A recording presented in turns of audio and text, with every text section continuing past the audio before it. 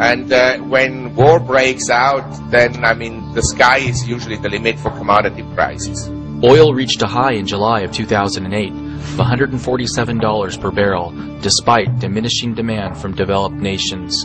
Congress held hearings on why oil prices were rising, not realizing it was their deficit spending that was driving oil prices through the roof. When oil reached $147 per barrel, U6 unemployment was only 10.5%. Most families were able to still afford gas by cutting back on discretionary spending. When oil rises to $147 per barrel the next time around, we might have twice as many Americans who are unemployed. Families won't have any discretionary spending left to cut back on. The average American family might have to eat less and stop air conditioning and heating their home just to afford gas for their car. While U.S. consumer spending has risen 5 months in a row, mainly due to rising prices, the U.S. savings rate has fallen to 3.1%, its lowest since October of 2008. 43% of Americans now have less than $10,000 saved for retirement. What's going to happen when the U.S. government is inevitably forced to default on its Social Security obligations? Retirement will become a thing of the past. Americans getting ready to retire need to assume now that Social Security won't be there. Bernie Madoff is in jail for a reason. He's in jail because Ponzi schemes don't work. They don't work when the private sector tries them, and they don't work when the government tries them. We have a coming disaster in Social Security if we don't do something, and do something about it soon. Retirees will soon be forced to re-enter the workforce, which could send the unemployment rate up to Great Depression levels.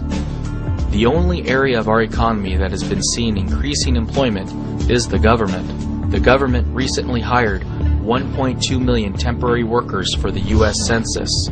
While most economists are hailing the U.S. Census as being an economic boom, these census workers are adding no production to our economy. They are merely collecting a check that will allow them to compete against all of us for the purchasing of consumer goods. Including benefits, the average federal worker now earns twice as much as the average private sector worker.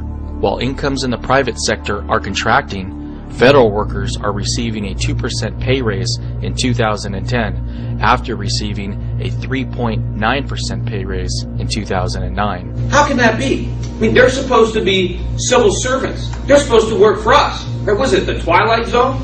You know, there was a time when the government workers actually earned less, right? They really were servants.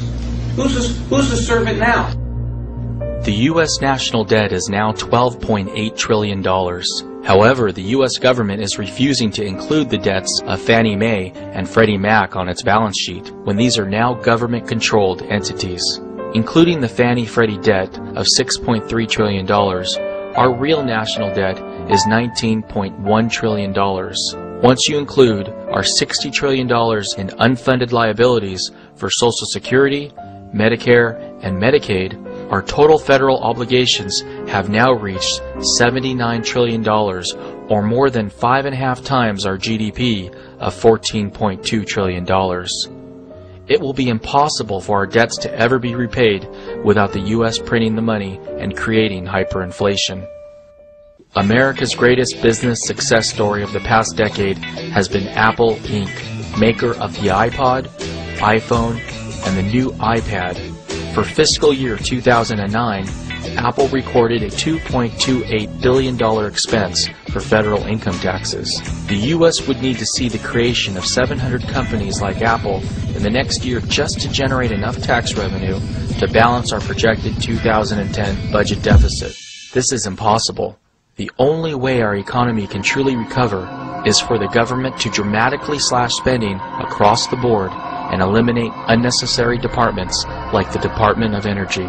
The reason they started it was they were going to end our dependence on foreign oil. That was the goal. That's why we have it. Well, you know, when we started it, we imported about 50% of our oil.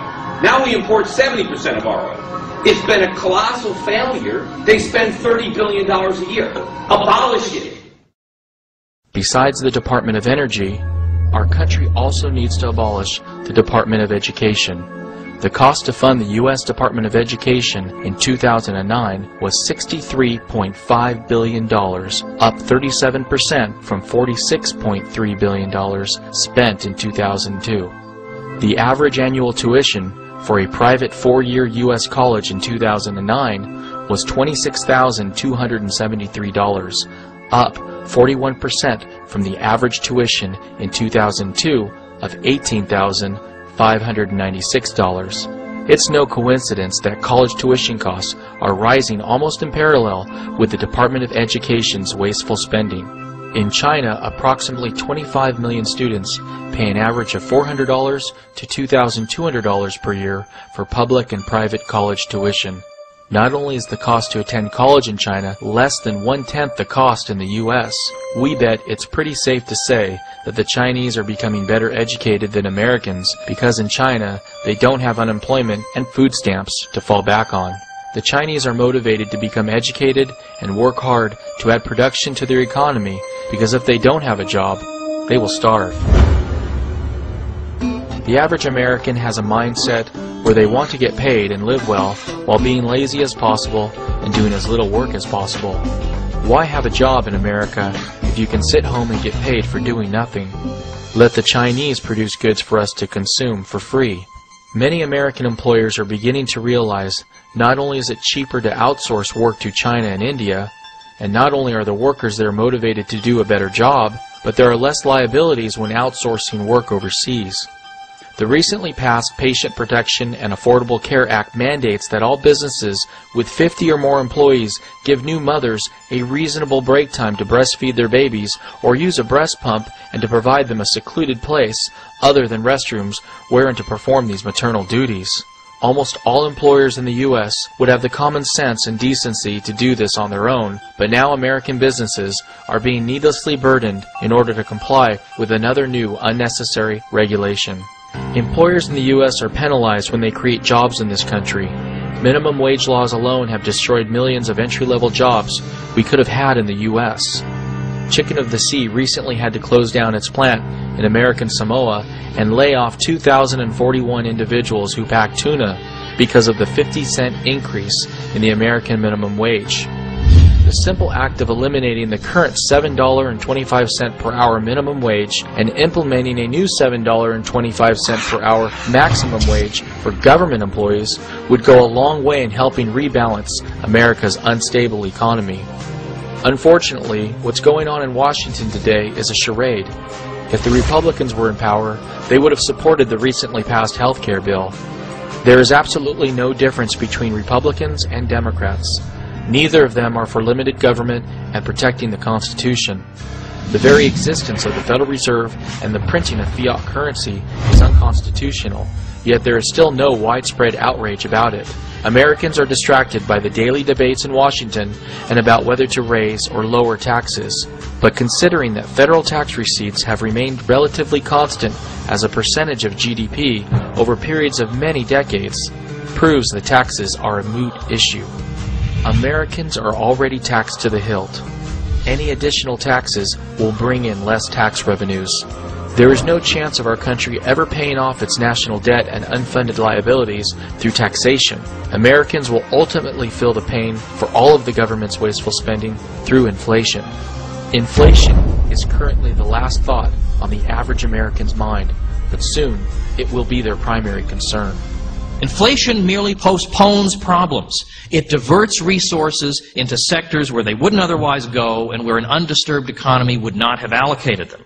Eventually, resources, including labor, need to go where the market wants them to go. There's no avoiding that. The U.S. is currently in a brief period of euphoria where the Federal Reserve's